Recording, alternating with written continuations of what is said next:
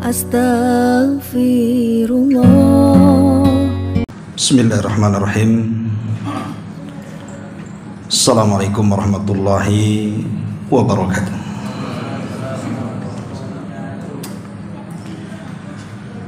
Bihamdillahi wassalatu wassalamu ala rasulillah wa ala alihi wa sahbihi wa mawalah wa la hawla wa la quwwata illa billahi wa ba'du.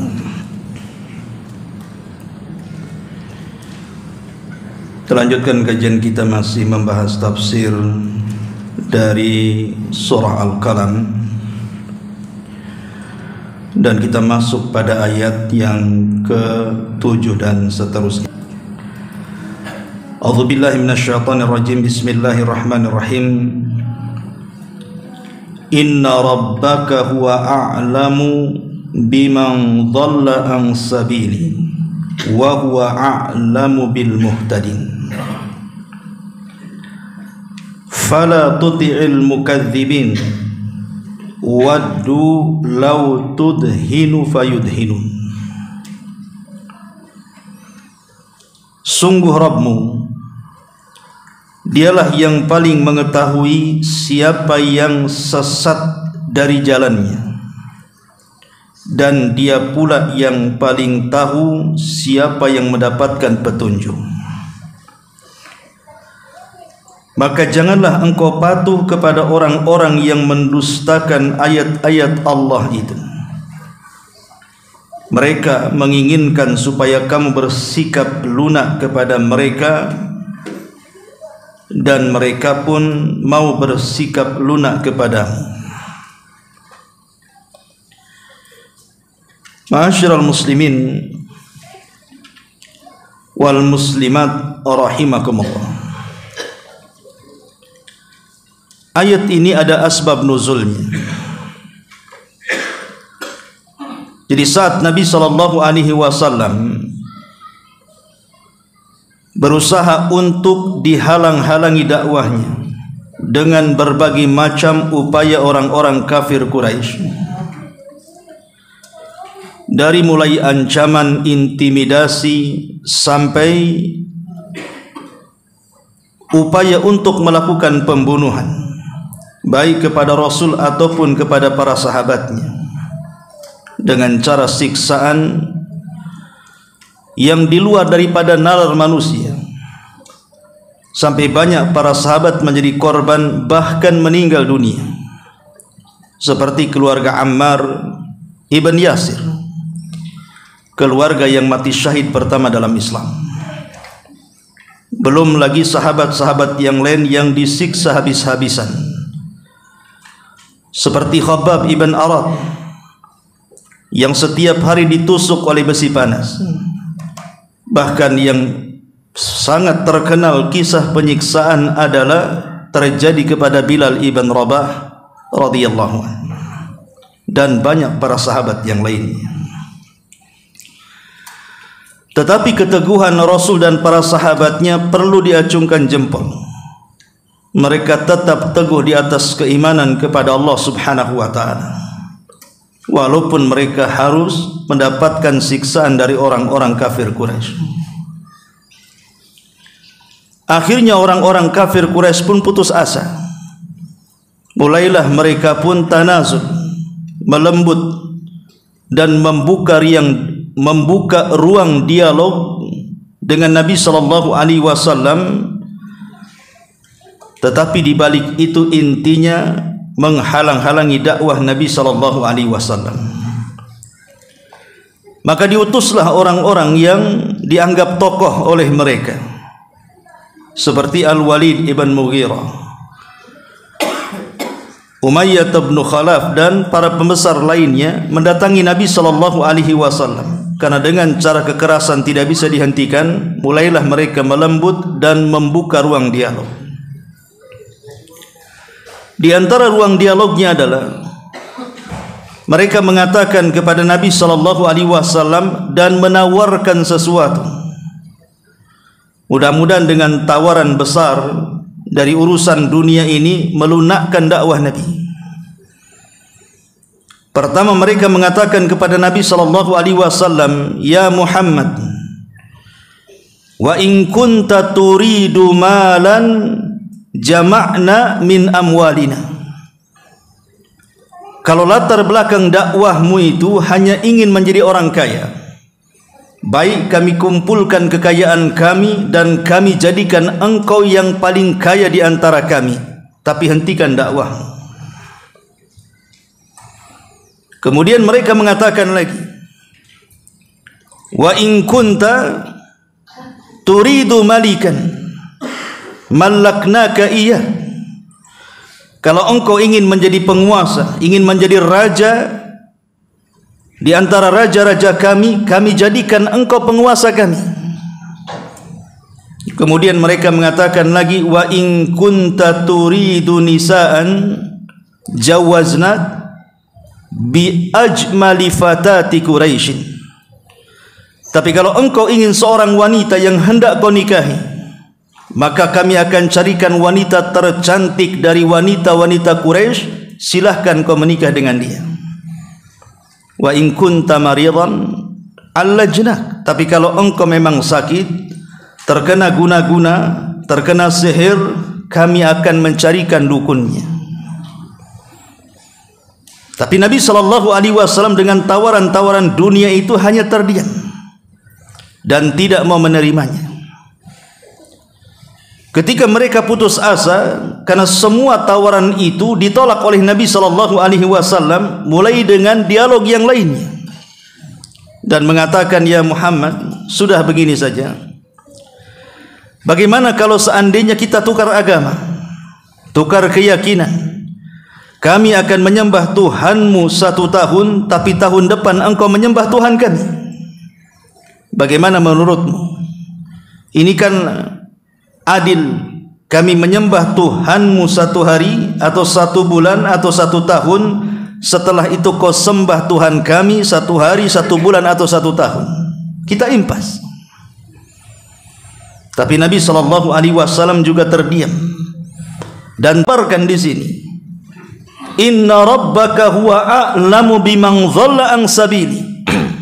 Sesungguhnya Rabbmu, Dia yang paling tahu mengetahui siapa yang sesat di antara jalannya. Maksudnya Allah subhanahu wa ta'ala tahu bahwa orang-orang kafir Quraisy itu mereka orang-orang sesat dari hidayah Allah subhanahu wa ta'ala dan tidak mau menerima dakwah Nabi sallallahu alaihi wasallam. Wa huwa a'lamu bil muhtadin, dan dia juga paling tahu siapa yang mendapatkan petunjuk. Artinya engkau wahai Muhammad yang di atas petunjuk, jangan turuti mereka. Engkau dan para sahabatmu di atas petunjuk. Makanya Allah mengatakan, "Fala tuti'il mukadzibin." Jangan kau patuh kepada orang-orang yang mendustakan itu. Artinya jangan kau turuti keinginan mereka yang mengatakan kami akan sembah Tuhanmu 1 tahun, kemudian engkau menyembah Tuhan mereka 1 tahun. Fala tuti'il mukadzibin. Jangan patuhi orang-orang yang berdusta itu. Waddu law tudhinu fayudhinun. Karena mereka menginginkan supaya kamu bersikap lunak, mau menerima keinginan mereka, lalu mereka pun bersikap lunak kepadamu. Artinya mereka senang dengan kekufuran. Karena walaupun orang-orang kafir Quraisy ini menyembah Allah subhanahu wa ta'ala 1 tahun, kemudian Nabi SAW menyembah Tuhan mereka walaupun 1 menit, maka itu sudah membatalkan Islam dengan sendirinya. Karena bagaimanapun kesyirikan itu, walaupun hanya dilakukan 1 detik sekalipun, la in asyrakta la yahbatanna amaluka wa la takunanna minal khasirin. Kalau engkau berlaku syirik wahai Muhammad, hancur lebur amalanmu, tidak pantas engkau menyandang seorang nabi. Apa gunanya menyandang seorang nabi kalau melakukan persekutuan dengan Allah subhanahu wa ta'ala? Walaupun 1 detik sekalipun, itu sudah menggugurkan semua amalannya. Makanya Allah subhanahu wa ta'ala mengajarkan untuk membalas mereka. Katakan, "Ya Muhammad, kul ya ayyuhal kafirun, la a'budu ma ta'budun, wa la antum 'abiduna ma a'bud." Hai orang-orang kafir, aku tidak mungkin menyembah Tuhan yang kalian sembah sebagaimana kalian tidak mungkin menyembah Tuhan yang aku sembah. Di ujung ayat Allah mengatakan lakum dinukum waliyadin. Sudah keyakinan kalian konsumsi sendiri dan keyakinan kami juga akan kami yakini seperti ini. Itulah di antara asbab nuzul dari ayat ini. Baik, kita akan rinci keterangan daripada ayat ini. Di sini Allah Subhanahu wa taala mengatakan inna rabbaka huwa a'lamu biman dhalla an sabili wa huwa a'lamu bil muhtadin. Sungguh Rabbmu dialah yang paling tahu siapa yang tersesat jalannya, dan dia pula yang paling tahu siapa yang berpetunjuk jalannya. Di sini ada dua kalimat. Pertama kalimat bimang dhalla, dan yang kedua kalimat bil muhtadin. Dua kalimat ini berseberangan, satu ke timur, satu ke barat. Pertama kesesatan dan yang kedua hidayah. Dua kalimat itu selamanya tidak mungkin bersatu. Orang yang disesatkan Allah Subhanahu wa taala mustahil dapat hidayah. Dan orang yang dapat hidayah dari Allah Subhanahu wa taala mustahil disesatkannya.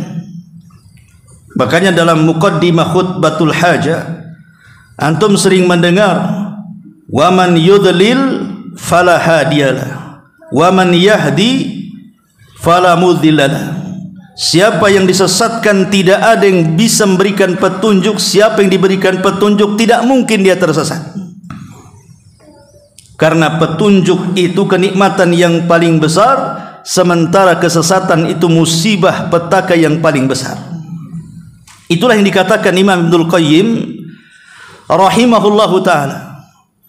Kata Imam Ibnul Qayyim rahimahullahu ta'ala, kullu ni'amillahi allati an'amta 'alaika ma duna ni'matil hidayah. Kata Imam Ibnul Qayyim rahimahullahu taala, setiap nikmat apapun yang Allah berikan kepada Anda, rumah, tanah, kendaraan, pasangan, anak, hidup senang, dunia dan seisinya, sebutkan kenikmatan dunia. Asabta ma duna musibatid dhalalah.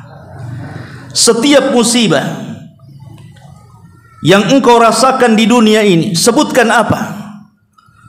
Kemiskinan, sakit parah sehingga terbaring dan tidak bisa sadar, bahkan mungkin kematian yang sadis, sebutkan musibahnya, maka itu tidak lebih besar daripada musibah kesesatan. Karena rasa sakit di dunia ini akan berhenti dengan kematian. Tetapi kesesatan ini akan menyiksa dunia dia dan akhirat dia. Tiga alam dia akan tersiksa. Di dunia dia tersiksa, alam barzah dia tersiksa, kelak setelah kiamat dibangkitkan pun dia tersiksa, sampai akhirnya Allah masukkan ke dalam neraka. Kenapa Nabi SAW sampai selalu berdoa dalam setiap salatnya, ya muqallibal qulub tsabbit qalbi ala ta'atik. Wahai zat yang membolak-balikan hatiku, tetapkan hatiku di atas ketaatan kepadamu, di atas agamamu. Dan Abdullah ibn Mas'ud radhiyallahu anhu selalu membaca di akhir salatnya, Rabbana atina fid dunya hasanah wa fil akhirati hasanah wa qina adzabannar. Ya Allah, berikan dunia yang indah, akhirat dan indah, dan diselamatkan dari azab neraka, dan itu tidak bisa dilakukan kecuali dengan hidayah. Ma'asyiral muslimin yang dimuliakan Allah Subhanahu wa taala, lebih lanjut bicara tentang nikmat hidayah dan musibah besar kesesatan. Kita tahu bahwa hidayah ini berbagai macam bentuknya di dunia. Pertama ada yang disebut dengan al-hidayatul 'amah. Yang kedua ada yang disebut dengan hidayatud dilalati wal bayan. Yang ketiga hidayatut taufiq wal ma'unah. Dan yang terakhir ilal jannati wan nar yaumal qiyamah. Jadi secara ringkas hidayah itu ada 4 macam. Pertama, hidayah umum, mencakup semua makhluk yang Allah ciptakan di alam bumi ini, mencakup manusianya, mencakup jinnya, mencakup binatangnya, semua diberikan hidayah. Hidayah seperti apa? Hidayah umum, di mana manusia dengan pengetahuannya dia diberikan petunjuk oleh Allah Subhanahu wa taala untuk mencari makan sendiri, minum, pekerjaan, dan begitu seterusnya. Begitu juga binatang diberikan insting untuk mencari rizkinya. Dari mana binatang mengetahui tempat di situ ada makanan yang bisa dimakan, bahkan dibawa pulang dan diberi makan anak-anaknya, seperti burung yang terbang? Kok tahu di situ ada makanannya? Siapa yang memberikan petunjuk kalau bukan karena Allah Subhanahu wa taala? Ini namanya hidayah umum namanya. Kemudian yang kedua, lebih khusus daripada umum, yang disebut dengan hidayatul dilala wal bayan. Hidayah yang kedua ini semua manusia bisa melakukannya. Ketika dia memberikan nasihat kepada saudaranya dengan menjelaskan ini halal, ini haram, ini baik, ini tidak baik, ini syirik, ini tauhid, ini sunnah, ini bid'ah, ini maksiat, ini taat. Kemudian disebutkan dalil-dalilnya dari Al-Quran, dari sunnah, dari fitrah, dari akal. Semua orang bisa memberikan hidayah yang disebut dengan hidayatul dilalah ini. Tetapi yang ketiga ini, hidayatul taufik, tidak bisa diberikan oleh manusia. Karena hidayah yang ketiga ini hanya diberikan oleh Allah Subhanahu wa taala. Hidayatul taufik, kesadaran manusia yang tadinya tidak salat jadi salat, yang tadinya bakhil jadi ahli sedekah, yang tadinya suka marah-marah jadi lembut, yang tadinya jarang beribadah jadi rajin, yang tadinya tidak pernah duduk di majelis ilmu jadi sering duduk di majelis ilmu. Lah kenapa orang jahat bisa jadi baik? Kebaikan orang jahat yang berubah kemudian hijrah, itu semua gerakan-gerakan hidayatul taufik, Allah yang menyadarkan dia. Karena betapa banyak orang-orang yang diberikan ceramah. Contoh saja di hari Jumat, setiap khatib setiap Jumat itu mesti membacakan rukun Jumat. Apa di antara rukun Jumat? Menyuruh kita untuk meningkatkan takwa. Selalu setiap Jumat, dimanapun antum berada, di masjid manapun, kalau sudah khatib naik mimbar, selalunya di permulaan khutbah itu membacakan rukun khutbah, mengingatkan untuk takwa kepada Allah Subhanahu wa taala. Tapi dari sekian banyak yang sholat Jumat kemudian keluar, berapa banyak orang yang berubah? Berapa banyak yang meningkat ketakwaannya? Bahkan boleh jadi satu masjid tidak meningkat ketakwaannya. Itulah yang dikatakan para ulama, gagalnya sholat Jumat itu ketika keluar dari masjid setelah Jumat tidak menambah ketakwaannya. Yang sholat seminggu sekali, ya seminggu sekali Jumat saja, 5 waktu pun dia tidak pernah sholat. Apalagi membaca Quran, apalagi berzikir. Yang maksiat ya tetap maksiat, yang berzina, yang berjudi, yang mabuk, yang menggibah, yang berdusta, yang zalim, dan begitu seterusnya. Ini menunjukkan apa? Hidayatul taufik ini bukan di tangan khatib. Bahkan sekelas afdalul khatib Nabi SAW saja, dengan kecakapan bicaranya yang Allah berikan jawami'ul kalim, kalimat singkat, syarat dan padat makna, tidak bisa memberikan hidayah pamannya Abu Talib. Bahkan sampai menjelang ajalnya, Nabi SAW ingin memberikan kesadaran kepada pamannya Abu Talib dan mengatakan, ya ammi kulla ilaha illallah kalimatun uhajubika indallah. Wahai pamanku, ucapkan kalimat la ilaha illallah. Dengan kalimat itu kujamin aku akan berhujah di hadapan Allah, engkau akan selamat. Tapi sampai akhir kematiannya, Abu Talib tidak pernah mengucapkan kalimat itu, sehingga sepakat ahli sunnah wal jamaah mengatakan Abu Talib mati di atas kekafirannya. Padahal selama hidupnya dalam hati meyakini bahwa tidak ada agama yang lebih berpetunjuk daripada agama Rasulullah. Sepanjang hayatnya dia mengorbankan harta, jiwa, waktu untuk perjuangan Islam.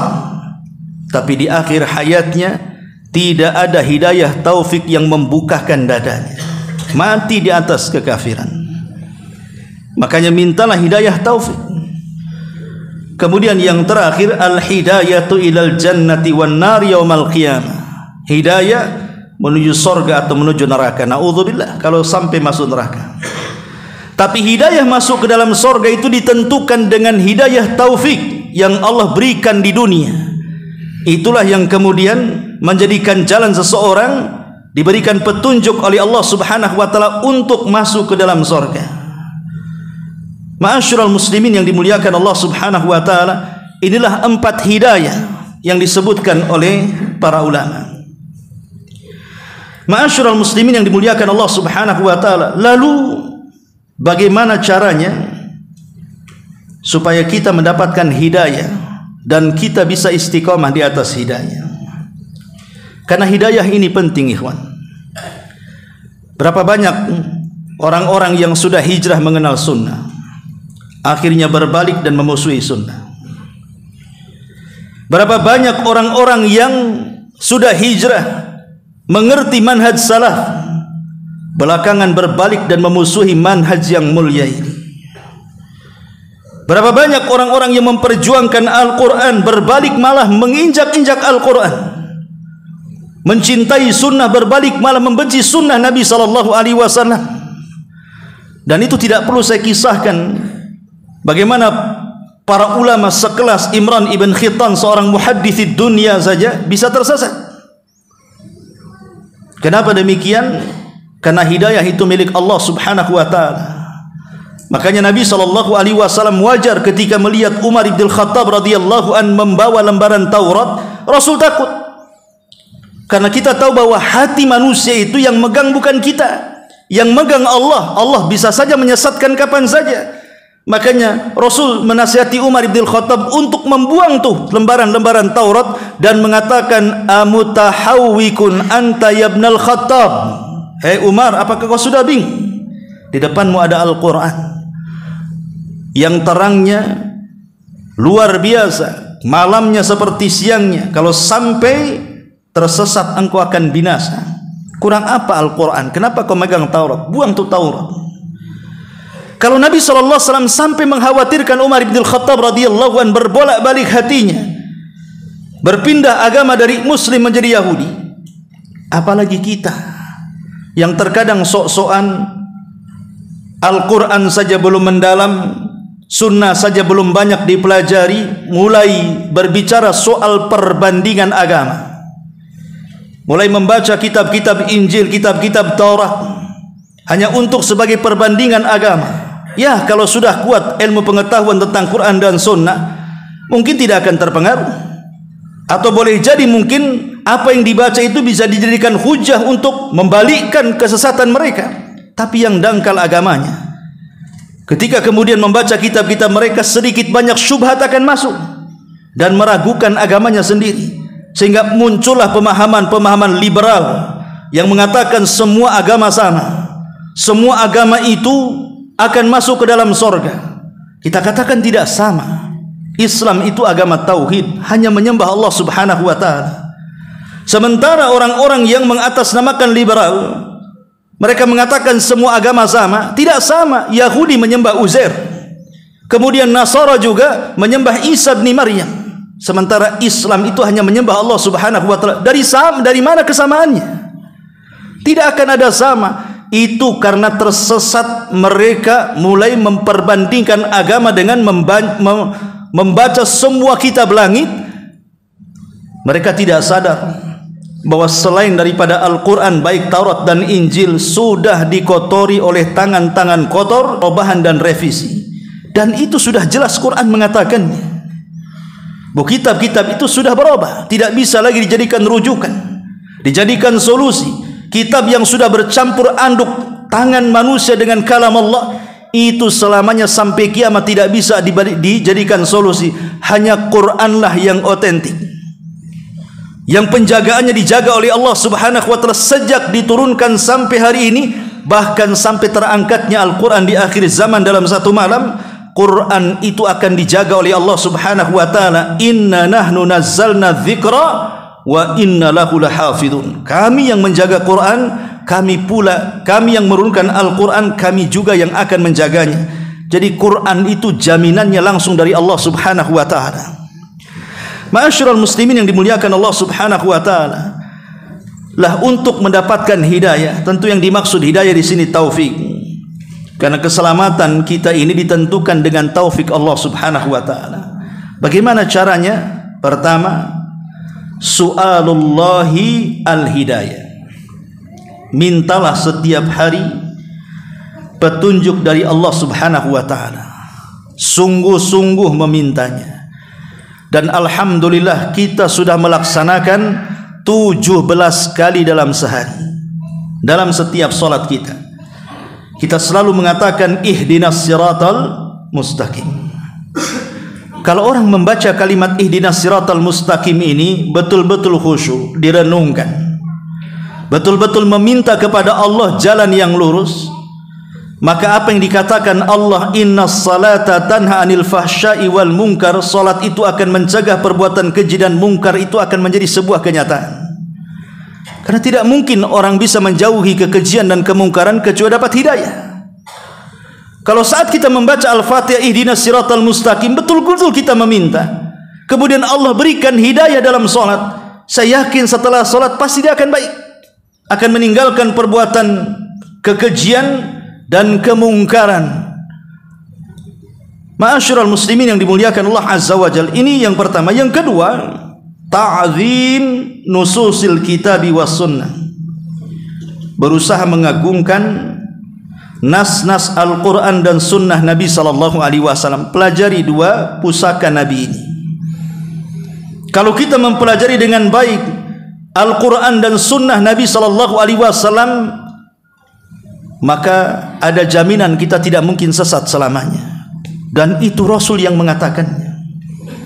Taraktu fikum amraini lan tadhillu ma tamassaktum bihima kitaballahi wa sunnati, kata Nabi. Kutinggalkan kepada kalian dua pusaka. Kalau kalian memegang erat dua pusaka ini, selamanya kalian tidak mungkin tersesat. Apa kata Rasul? Falan tadillu abada. Selamanya kalian tidak tersesat.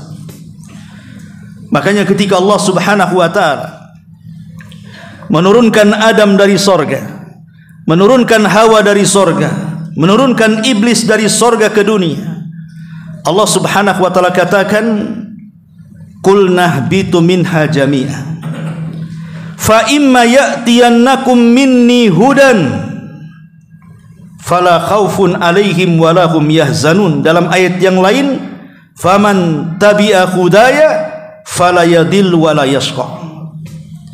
Allah katakan, qul nahbitu minha jami'a, keluar kalian dari sorga semuanya. Maksudnya Adam, Hawa dan iblis ke bumi sekalian. Kalau setelah kalian semua ada di bumi, kami akan turunkan petunjukku kepada kalian. Maka siapapun yang mengikuti petunjukku, kata Allah, mereka tidak akan merasa takut, mereka tidak akan merasa sedih. Dalam ayat yang lain, mereka tidak mungkin tersesat dan tidak mungkin celaka. Ahli tafsir mengatakan, apa yang dimaksud petunjuk dalam ayat ini? Yang kalau kita mengikutinya tidak mungkin takut dan tidak mungkin sedih, tidak mungkin tersesat dan tidak mungkin celaka.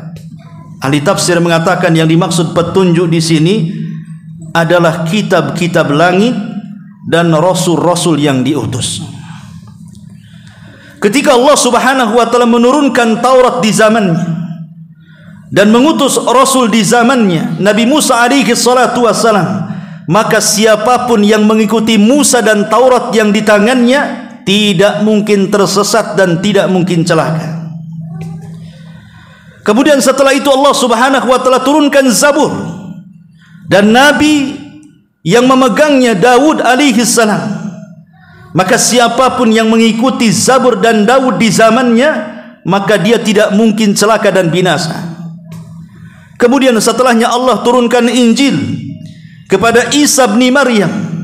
Maka siapapun yang mengikuti Injil di zaman itu dan mengikuti Isa bin Maryam di zaman itu, maka mereka tidak mungkin tersesat dan tidak mungkin celaka. Ingat, di zamannya, maksudnya di zaman hidupnya Nabi Musa, kalau mengikuti Musa dia tidak akan celaka dan binasa. Kemudian berganti kepada era Daud, kemudian berganti kepada era Isa, dan sekarang eranya Nabi kita Muhammad sallallahu alaihi wasallam yang diturunkan padanya Al-Qur'anul Karim. Maka siapapun yang mengikuti Rasulullah sallallahu alaihi wasallam, maksudnya sunnahnya, kemudian juga Al-Qur'an Al-Karim yang diturunkan sebagai mukjizat kitabnya, maka tidak mungkin celaka dan binasa. Itulah tadi yang dikatakan Nabi sallallahu alaihi wasallam, taraktu fikum amraini lan tadillu ma tamassaktum bihi ma kitaballahi wa sunnati. Kutinggalkan kepada kalian dua pusaka, kalian tidak mungkin tersesat selama-lamanya jika kalian berpegang dengan keduanya. Al-Quran maksudnya kitab Allah yang Allah turunkan, dan sunnah maksudnya sunnah Rasulullah sallallahu alaihi wasallam. Ini sebab hidayah yang kedua. Kemudian yang ketiga, tilawatil Qur'anil Karim wa tadabburuhu wal amalu bihi. Berusaha jangan terpisah dengan Al-Quran, bacalah Al-Quran. Kemudian juga berusaha tadabbur, seperti hari ini, malam ini kita tadabbur Quran dengan mempelajari tafsirnya. Kemudian berusaha untuk mengamalkan semampu kita. Ma'asyiral muslimin yang dimuliakan Allah subhanahu wa ta'ala, Allah subhanahu wa ta'ala berfirman di permulaan surah Al-Baqarah. Allah mengatakan apa? Hudan lil muttaqin. Alif lam mim, dzalikal kitabu la raiba fihi hudan lil muttaqin. Alif lam mim, itulah Alkitab, maksudnya Al-Qur'anul Karim yang tidak ada keraguan di dalamnya. Kenapa Allah subhanahu wa ta'ala mengisyaratkan Al-Quran? Allah mengatakan hudan lil muttaqin, dia sebagai petunjuk bagi orang-orang yang bertakwa. Lalu bagaimana dengan ayat yang lain? Ketika Allah subhanahu wa ta'ala mengatakan wa hudal linnasi syahrul ramadhan alladhi unzila fihi al-Quran hudal linnasi wa bayyinati minal huda wal furqan. Bulan Ramadan adalah bulan diturunkan Al-Quran, dan Quran itu sebagai petunjuk bagi manusia. Yang satu mengatakan petunjuk bagi orang-orang yang bertakwa, yang satu mengatakan petunjuk bagi manusia. Maka kita katakan bahwa secara umum Al-Quran itu petunjuk kepada semua manusia, karena satu-satunya Nabi yang diutus kepada seluruh manusia hanyalah Nabi kita Muhammad sallallahu alaihi wasallam. Karena semua Nabi dan Rasul sebelum Nabi sallallahu alaihi wasallam hanya diutus kepada kaumnya saja. Makanya tidak disyariatkan jihad menyerang, hanya jihad pertahanan saja.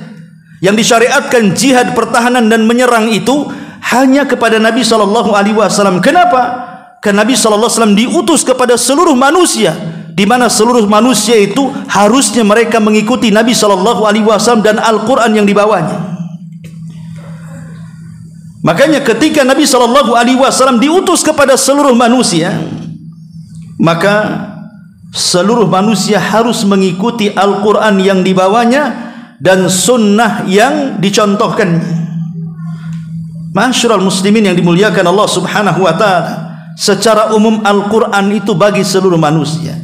Tetapi apakah hari ini seluruh manusia mendapatkan manfaat dengan Quran? Tidak.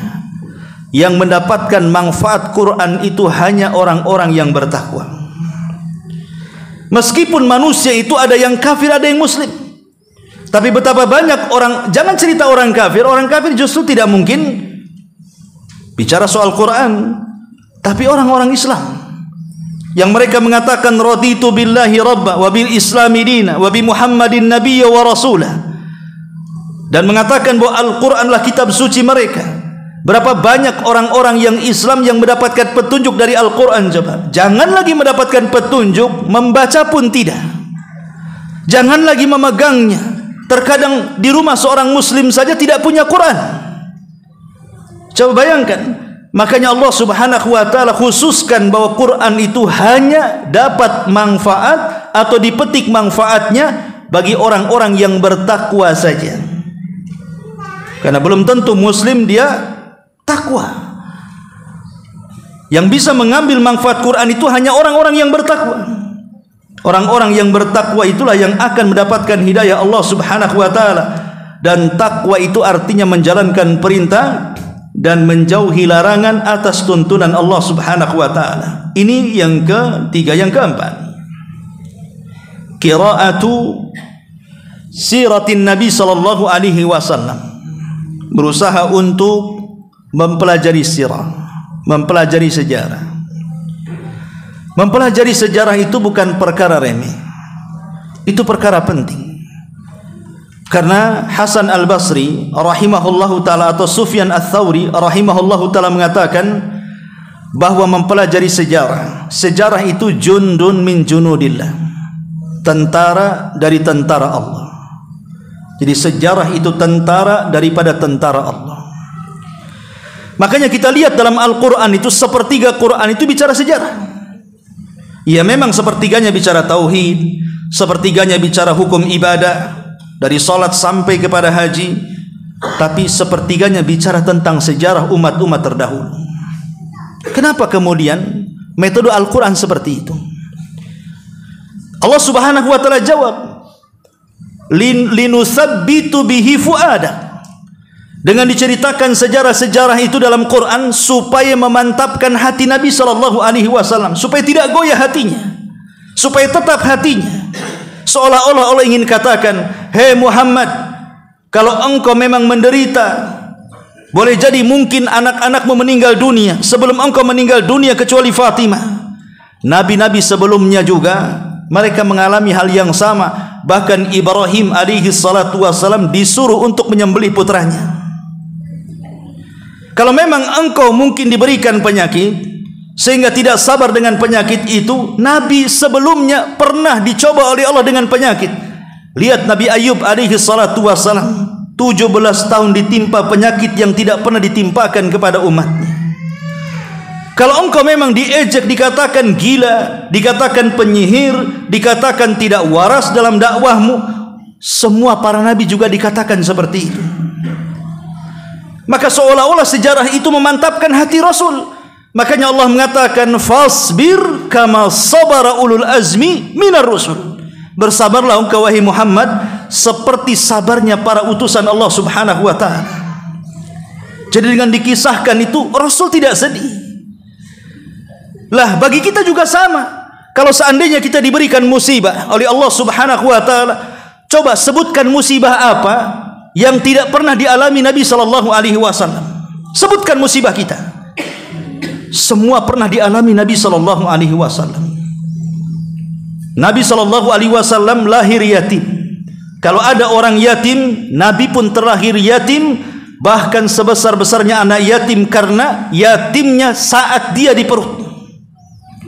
Kemudian berojol, dipindah dari ibu susu ke ibu susu yang lainnya.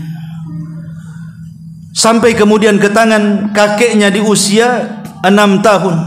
Lagi dapat kasih sayang sebagai pengganti ayahnya, 2 tahun kakeknya meninggal dunia. Kemudian usia 8 tahun mengikuti pamannya.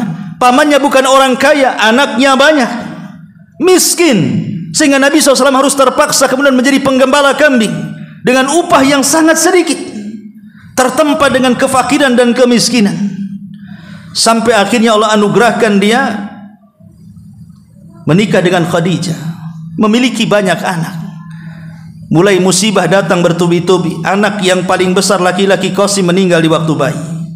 Dikarunia anak lagi Abdullah, saat diutus menjadi Nabi dan Rasul meninggal juga di waktu bayi. Kemudian di masa tuanya Allah berikan anak Ibrahim dari putra Maria Kibtiyah, meninggal juga di waktu bayi.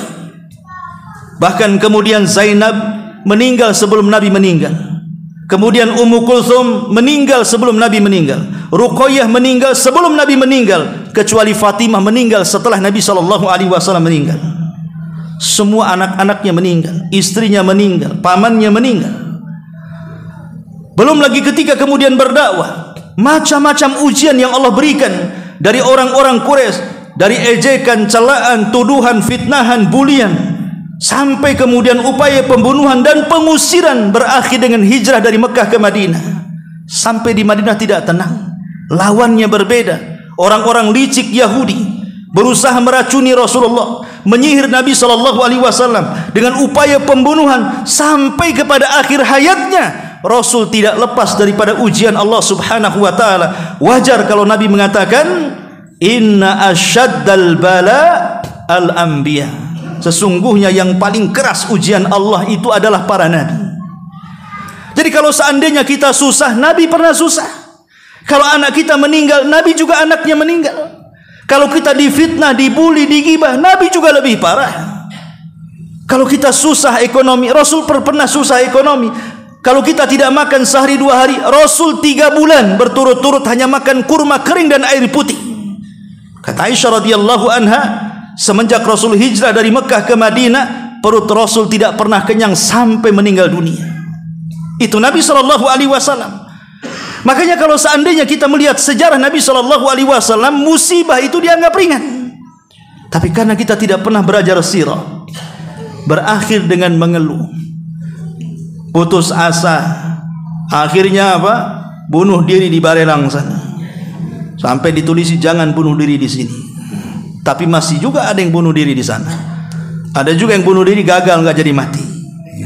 Jadi ini menunjukkan bahwa mempelajari sirah Nabi SAW merangsang untuk mengejar hidayah taufik dari Allah Subhanahu wa taala. Kita semakin tenang. Kemudian yang kelima, mujalasatus salihin wal muslihin wal akhyar min ibadillah.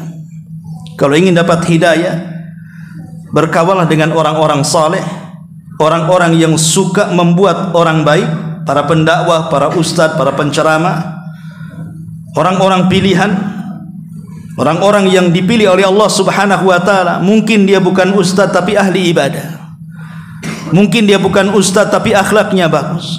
Mungkin dia bukan ulama tapi punya kepribadian yang layak dicontoh, bijaksana, amanah, sopan dan begitu seterusnya. Bergaulah dengan mereka. Karena orang Arab mengatakan as-sahibus sahib. Kawan itu bisa menyeret. Kalau kawan yang baik menyeret kepada yang baik, kalau kawan yang buruk menyeret kepada yang buruk. Wajar Rasul mengatakan al-mar'u ala dini khalili. Seseorang itu digantungkan dengan agama kawannya. Sampai ulama mengatakan, kalau Anda berkawan 40 hari dengan orang jahat, dipastikan Anda jadi jahat. Kalau Anda berkawan 40 hari dengan orang baik, dipastikan Anda baik.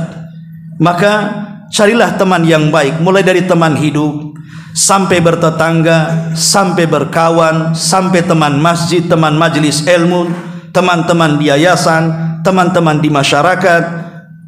Semuanya harus ada pilihan. Bukan berarti kemudian Islam membatasi berkawan, tidak. Silahkan berkawan sebanyak-banyaknya, li ta'arafu, agar kalian saling mengenal. Tapi menjadikan teman dekat ini hati-hati. Jangan sampai salah pilih kawan. Karena betapa banyak salah pilih kawan. Contohnya Abu Talib. Kenapa mati kafir? Penyebabnya salah pilih kawan. Ketika Nabi SAW berusaha mengatakan, katakan wahai pamanku kalimat la ilaha illallah, kawannya Abu Jahal di sampingnya dan mengatakan, atarghabu an millati Abdul Muttalib. Abu Talib, aku ini kawanmu. Apakah engkau benci dengan agama moyangmu Abdul Muttalib? Jangan ucapkan kalimat itu. Akhirnya Abu Talib hanya bisa melirik sekali-kali ke muka Rasul, sekali-kali ke muka Abu Jahal si Fir'aun itu, dan sampai ruhnya keluar, tidak mengucapkan sepatah kata pun dari kalimat tauhid, resmi Abu Talib mati kafir. Itulah gara-gara kawan. Gara-gara kawan bisa menjauhkan dari agama, dan celakanya bisa berpindah agama. Dulu saya punya tetangga di Batam Center itu. Dia seorang wanita, dulunya seorang wanita muslimah, menikah dengan seorang laki-laki Nasrani. Setelah punya anak, pindah agama. Kemudian sering ke gereja. Qadarullah suaminya selingkuh dengan seorang muslimah. Akhirnya bercerai dengan istrinya. selingkuhannya karena seorang muslimah, syaratnya si laki-lakinya harus masuk Islam. Akhirnya masuk Islam, kemudian ke masjid. Lah istri pertamanya yang dulunya muslimah kemudian menjadi Nasrani, sudah tidak mau lagi masuk ke dalam Islam. Kemudian yang suaminya yang sudah mu'allaf ini juga tidak mau masuk Nasrani. Begitulah cerita Batam. Aneh. Istri pertamanya tadinya muslimah jadi Nasrani. Tiba-tiba suaminya cerai, kawin dengan seorang muslimah jadi muslim pula. Tiba-tiba istri yang tadinya muslimah jadi Nasrani mengatakan, selama ini aku tidak pernah punya ketenangan ketika menjadi muslimah. Setelah sering ke gereja tenang, iyalah selama jadi muslimah tidak pernah ke masjid. Setelah jadi Nasrani rajin pulang ke gereja. Gimana enggak tenang? Coba kalau seandainya dia selama muslimah itu rajin ke masjid, rajin ke majelis taklim, berusaha untuk belajar agama Islam, saya kira tidak akan redha orang itu berpindah agama, ikhwan. Ma'asyiral muslimin, su'ul khatimah. Sama dengan kisah di zaman salaf. Ada seorang muadzin. Zaman dulu masjid itu kalau azan bukan pakai mikrofon, tapi naik ke atas menara. Di depan masjid ada gereja. Setiap dia azan, ada seorang biarawati yang menyukai suaranya. Jadi kalau pemuda ini azan, biarawati keluar dari gereja, kemudian nongkrong di depan gereja. Sambil azan, meliriklah ke biarawati itu. Setiap hari seperti itu. Makin semangat karena ada yang perhatikan, apalagi gadis cantik. Akhirnya jatuh cinta di pandangan pertama. Mulailah dia mendekati biarawati itu dan ingin melamarnya, karena dalam Islam boleh laki-lakinya muslim, perempuannya ahli kitab. Datang kepada orang tuanya, tapi ditolak, biarawati tidak boleh kawin. Akhirnya kemudian karena cinta yang bersangatan, dari pandangan pertama kemudian melamar ingin menikahinya, ditolak pula orang tuanya. Terpikir karena cinta, akhirnya sakit parah. Ketika sakit parah, dia pun meregang nyawa. Sebelum meregang nyawa, gurunya datang dan mengatakan, wahai anak muda, kenapa engkau harus sakit karena cinta? Bukankah wanita-wanita muslimah banyak? Kenapa kau tertarik dengan wanita Nasrani? Dia mengatakan, aku cinta mati dengan dia. Kalau dalam kehidupan dunia aku tidak bisa berjumpa dengan dia, biarlah saya berjumpa dengan wanita itu di akhirat, katanya. Kata gurunya, bagaimana caranya? Bukankah kau muslim, dia Nasrani, macam mana akan ketemu di akhirat? Tiba-tiba dia mengucapkan kalimat tak terduga dengan mengatakan, kafartu biddini wa amantu bidiniha. Aku kufur dengan agamaku sendiri dan aku beriman dengan agama wanita itu. Kafir saat kematiannya. Dia kira kalau pindah agama menjadi Nasrani akan sama-sama berjumpa dengan kekasihnya di sorga. Dia salah. Boleh jadi bukan masuk sorga, masuk neraka dua-duanya. Setahun kemudian perempuan itu merasa bersalah karena kematian anak muda itu, karena penolakan orang tua karena cintanya, tidak bisa menikahinya. Akhirnya sekarat juga karena cinta. Datang gurunya si anak muda itu kepada wanita itu, kemudian mengatakan, kenapa kau lakukan seperti ini? Tak mau makan, tak mau tidur, sampai kau sakit parah mau meregang nyawa. Kata wanita, aku bersalah karena aku sudah mencintai anak muda itu. Kalau dalam kehidupan dunia aku tidak bisa berjumpa dan bersama dengan dia, dalam kehidupan akhirat aku ingin bersama dengan dia. Kata gurunya, anak muda itu, bagaimana caranya? Dia mengatakan, kafartu biddini wa amantu bidinihi. Aku kufur dengan agamaku sendiri dan aku beriman dengan agama anak muda itu. Dibalik, ya, si anak laki-laki masuk Nasrani, saat kematiannya si wanita pula masuk Islam, dan kedua-duanya ingin ketemu, mustahil ketemu. Lihat bagaimana akibat cinta ini. Cinta ini buta, nggak karu-karuan. Ma'asyiral muslimin yang dimuliakan Allah Subhanahu wa taala, itu akibat salah pilih pergaulan, salah pilih pasangan. Makanya jangan sampai kemudian seseorang sesat tanpa sadar, diseret oleh kawan hidupnya, kawan mainnya, dan begitu seterusnya. Kemudian sudah isya belum? Berapa menit lagi? 2 menit lagi. Kemudian yang nomor 6, tadzakkur al-akhirati wa husnul akibati wa ma ya'ulu ilaihi al-insan yaumal qiyamah hal yasiru ilal jannati aw ilan nar. Kalau ingin mendapatkan hidayah, banyak-banyaklah mengingat akhirat, mengingat kematian, neraka, atau kelak pada hari kiamat, apakah dia masuk surga. Orang yang ingat kiamat, ingat hari akhir, ingat ada kehidupan setelah kematian, maka terlahir menjadi orang-orang baik, karena dia tahu setiap perbuatannya ada pertanggungjawaban dia di hadapan Allah. Tapi orang-orang yang ingkar dan ragu-ragu ada kehidupan setelah kematian, ada neraka dan sorga, dia pun ragu-ragu seolah-olah sorga hanya cerita, neraka juga hanya dongeng belaka, maka selamanya dia tidak akan baik. Makanya kenapa Nabi SAW sampai mengatakan aktsiru dzikra hadhimil ladzatil maut, perbanyak oleh kalian sesuatu yang bisa menghancurkan kenikmatan kalian. Maksudnya kenikmatan dunia, itulah kematian. Maka orang yang banyak mengingat kematian, maka dia dekat dengan hidayah, karena pasti melahirkan orang baik. Orang yang jauh mengingat kematian pasti jadi orang jahat. Kenapa?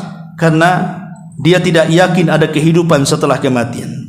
Ya, karena alarm sudah berbunyi. Subhanakallahumma bihamdika asyhadu an la ilaha illa anta astaghfiruka wa atubu ilaik. Allahu ta'ala alam. Assalamualaikum warahmatullahi wabarakatuh.